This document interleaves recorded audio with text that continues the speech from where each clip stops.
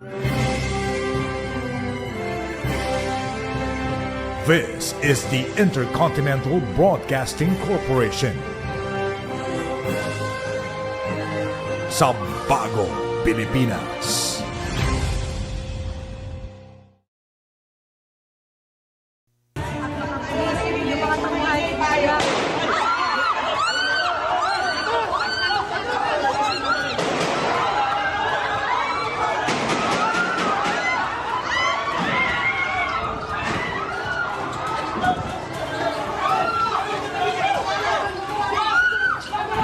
Meron po tayo natanggap na impormasyon na pagkatapos sa aming sesyon itong araw na ito, meron na po mga operatiba ng NBI at ng CIDG ang pupunta dito para ako'y aristuhin.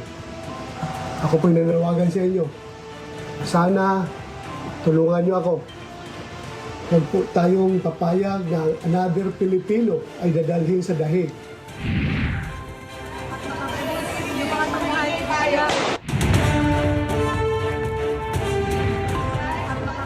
Tonight's breaking news. Gunshots were heard inside the Senate tonight amid the ICC arrest warrant against Senator Bato de la Rosa. Will he be arrested tonight?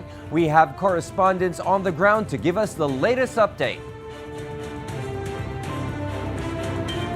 Also breaking tonight, DILG Secretary is in the Senate now, but says he will not arrest Senator Bato.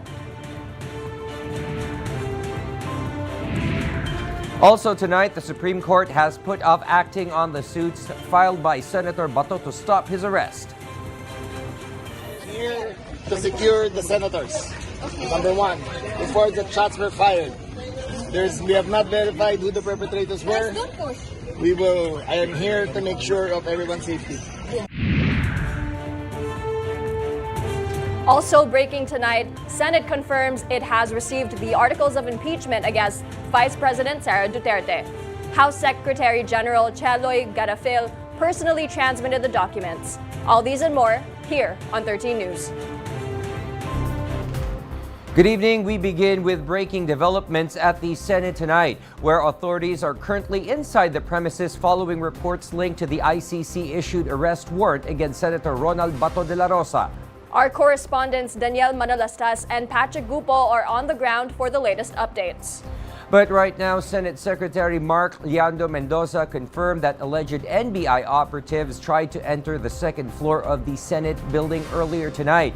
He said the incident escalated after shots were allegedly fired by the other side, prompting Senate Marines to respond before a lockdown was implemented. Authorities are still verifying whether there were any casualties from the reported exchange of fire. Uniformed personnel have since entered the Senate compound following an announcement by Acting Senate Sergeant-at-Arms Mau Aplaska that an arrest was expected tonight. Senate security personnel were also seen wearing bulletproof vests as tensions inside the complex escalated. Meanwhile, the Supreme Court has deferred action on petitions filed by Senator De La Rosa seeking to block his arrest and detention. The High Tribunal has given the party 72 hours without extension to submit their comments on the case. Meanwhile, PNP Chief Jose Melencio Nartates came in the Senate tonight. Nartates maintained that the gunfire did not come from the ranks of the police. DILG Secretary Benjamin Abalos also arrived in the Senate tonight, but said he will not arrest Senator De La Rosa as situation continues to unfold. And I am not here to arrest Senator Bato. Okay? I am here to secure him. Okay? Thank you. Also tonight, Senator Peter Allen Cayetano said President Ferdinand Marcos Jr. called senators to assure them that the government was not behind recent developments. Cayetano added that the president wanted to ensure an independent investigation and personally checked on the situation, including the presence of DILG Secretary John Vic Remulla. Secretary Remulla of SILG of the DILG is here. General Aberin of the NCRPO are here. Secretary Teodoro called us and President Marcos called us, assuring us it wasn't government and kinakamusta kung ano takbo ng mga kung kamusta kung nandito na si Sec John Vic and to make sure the investigation is independent. And right now, we go live to IBC correspondent Daniel Manalastas, who is standing by at the Senate. Danielle, what is the latest on the ground?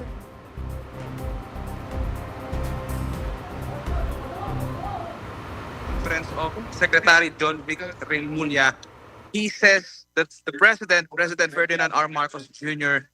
gave an instruction to make sure that all senators are safe. And Remulla said he's not here to arrest Senator Ronald Bato de la Rosa. Right now, Senator Amy Marcos is conducting a press conference, as you can see in here. Let's watch this. Nakatanggap din ng abiso na umalis ka na dyan, magkakagulo. Bakit alam nila? Kaya ako nagtataka, ang balita sa Senator Torre, nakatanggap din ng abiso. Pero ayaw naman niya maniwala, ayaw niya kami pag-iwanan. Pero ako, bakit yung iba pinagsabihan? Yung sabihin, may nakakaalam. Meron din na So for William and Angela, the media still medyo nagkakagulo. But right now, nakalabas na yung mga members of the media, as you can see here. But before that, there were gunshots sa second floor, and nagsimula yan nung nagkaroon ng mga balita na aarestuhin na nga si Senator Ronald Bato de la Rosa following the latest decision of the Supreme Court, which is hindi nag-grant niya yung TRO niya to avoid or to temporarily suspend the pending arrest warrant from the International Criminal Court. And then after that, nagkaroon ng mga putukan doon sa second floor, and we are still waiting or for the further updates. But Secretary John Vic Remulla assured the senators that he is here para mapanatiling safe yung lugar. And so far naman, compared kanina, siguro mga 8 a.m. or 8 p.m.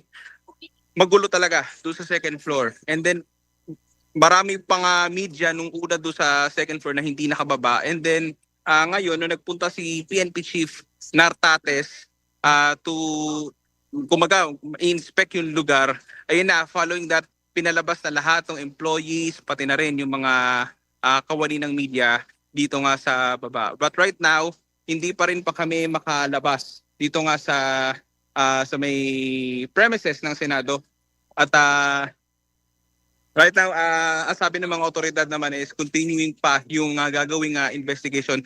But ang pinaka-utmost goal ngayon, kanina sabi ni Secretary John Vic, is to make sure that all senators are safe. And yun nga, sinabi niya, wala siya rito para arrestuhin si Senator Bato de la Rosa. Pero so far, as of this moment, hindi pa ako nakakakuha ng information kung nasan ba talaga si Senator Bato.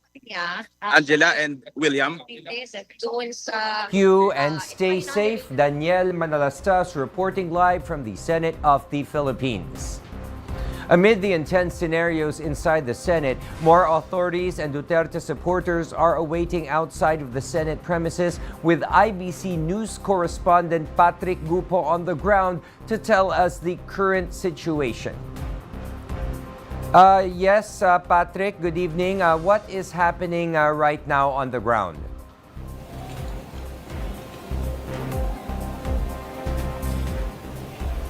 Yes, William, tight security remains in place outside the Senate as various groups held protest actions amid reports of a possible arrest of Senator Ronald Bato de la Rosa following the International Criminal Court's warrants against him. And William, we are continuing to monitor a developing situation here at the Senate where tension remains high both inside and outside the complex following a shooting incident that took place earlier today. And as of this hour, William, authorities have yet to to confirm the exact circumstances or motive behind the gunfire inside the Senate premises. And even before the incident happened, there was already confusion and heightened tension in the area after several armed police and military personnel arrived at the Senate. And there was also uncertainty earlier regarding the whereabouts of Senator Ronald Bato de la Rosa amid reports of possible security movements inside the building. And just minutes before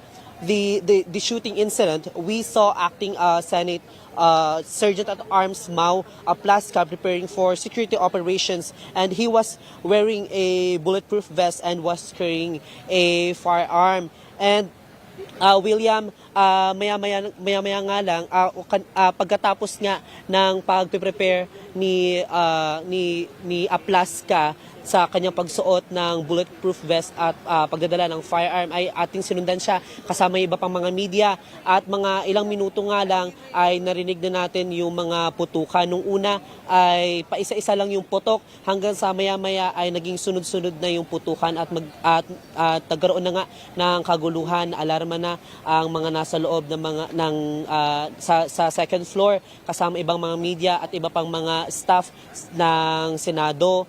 At maya-maya nga lang ay nagsitakbuhan na palabas ng Senate building, pero may ilan pa na mga media personnel or mga journalist na naiwan sa loob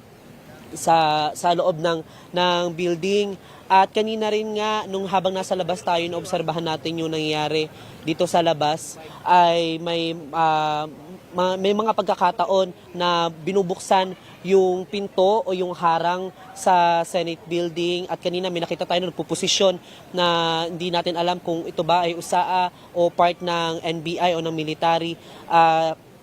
At maya-maya kanina nga ay nakita natin na dumating si SILG Secretary John Vic Remulla at maging si National Capital Region Police Office Regional Director Police Major General Anthony Aberin sa opisina, na dumiretso mismo sila sa opisina ni Senate President Alan Peter Cayetano matapos nga dumating sila sa gusali ng Senado.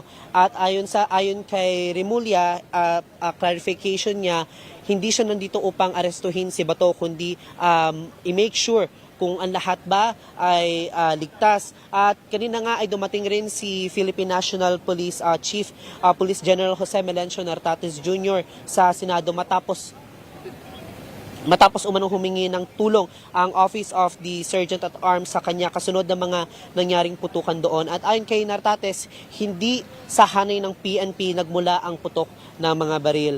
William, for now, security personnel continue to tighten access around the area while authorities conduct their initial assessment of the incident. William? Yes, thank you and stay safe. Patrick Gupo reporting live from the Senate of the Philippines. And tonight, the articles of impeachment against Vice President Sara Duterte have now officially reached the Senate. House Secretary General Attorney Cheloy Velicaria Garafil personally delivered the documents to formally transmit the impeachment complaint. Senate Secretary Mark Mendoza already received the documents. The transmittal came after hours of final preparations in the House. Tigog party list said the volume of documents required additional processing time. With the articles now in the hands of the Senate, pressure is mounting for lawmakers to convene as an impeachment court. Former Associate Justice Antonio Carpio has backed the call of Tindig Pilipinas for the Senate to immediately begin impeachment proceedings. Carpio also insisted that the Senate should not extend protection to Senator Ronald Bato de la Rosa, saying there is no legal basis for such action. When we return, we have more updates. This is 13 News.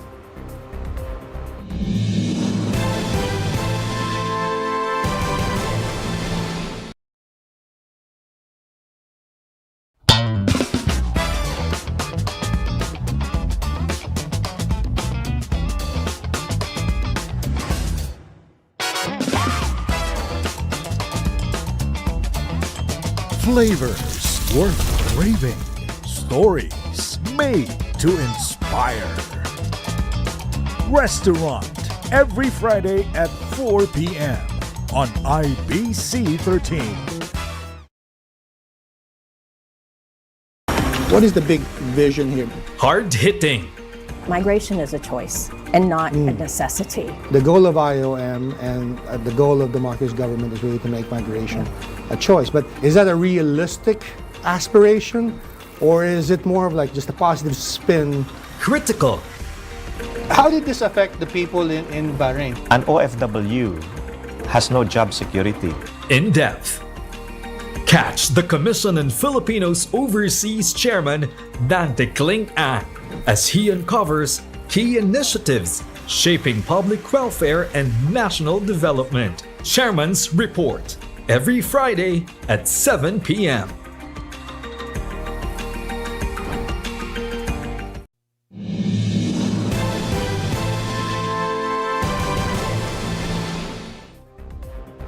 President Ferdinand Marcos Jr. has officially ordered the imposition of a temporary mandated price ceiling on imported rice. Under the Executive Order number 118, a price ceiling of 50 pesos per kilo on imported rice will be in effect for 30 days. The order follows the recommendation of the National Price Coordinating Council amid rising commodity costs due to the Middle East crisis. The mandatory price cap will take effect immediately upon publication in the Official Gazette. Meanwhile, several areas across Luzon and the Visayas have experienced power outages tonight, leaving residents without electricity during peak hours. This comes after the National Grid Corporation of the Philippines, or NGCP, placed the Luzon and Visayas grids under red alert status from 3 p.m. to 8 p.m. Right now, a yellow alert has been hoisted over both grids. The red alert was triggered by a surge in power consumption as many households maximized the use of cooling appliances amid the intense summer heat. NGCP said that the power supply came insufficient to meet the sharp rise in electricity demand. Because of this, NGCP warned residents in Luzon and the Visayas to expect rotational brownouts and power interruptions, with distribution utilities now implementing manual load dropping. The measure is being enforced to prevent a possible grid overload that could lead to a wider and more prolonged blackout. Meanwhile, former Iloilo City Mayor Jed Patrick Mabilog has been appointed by President Marcos Jr. as the new Undersecretary for Public Safety of the Department of the Interior and Local Government, or DILG. Before his designation, Mabilog served as the Special Advisor to the Speaker of the House of Representatives. In 2016, he was included on the drug watch list of former President Rodrigo Duterte. Now he is tasked to ensure peace and order, as well as public safety and local government units. The Brunei, Darussalam, Indonesia, Malaysia, Philippines East ASEAN Growth Area, or BIMP-IAGA, has reaffirmed its shared commitment during the 48th ASEAN Summit. Mindanao Development Authority Secretary Leo Tereso Magno highlighted the continuing cooperation among the four nations through the years.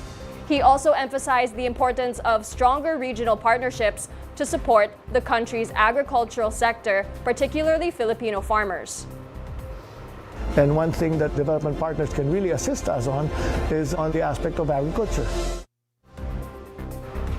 Tonight, United States President Donald Trump will arrive in Beijing, China. This as the high-stakes meeting between the U.S. President and Chinese leader Xi Jinping is just hours away to discuss key issues. This and other developments across the globe from Holy Bakay's report. U.S. President Donald Trump is due to arrive in Beijing later this evening for a high-stakes meeting with Republic of China leader Xi Jinping. This marks the first visit by a U.S. president to China in nearly a decade. Part of the agenda includes talks on artificial intelligence, business partnerships, and U.S.-China trade, among others. The summit comes as the war in Iran enters its third month, driving U.S. inflation to an all-time high at 3.8%, the highest level ever recorded in 3 years. Yet when asked about the financial crisis, Trump said Iran remains his top priority. The U.S. president has long sought Xi's support in pressuring Tehran to agree to a nuclear deal, with China being a major consumer of Iranian oil exports. But Trump now said the U.S. doesn't need any help.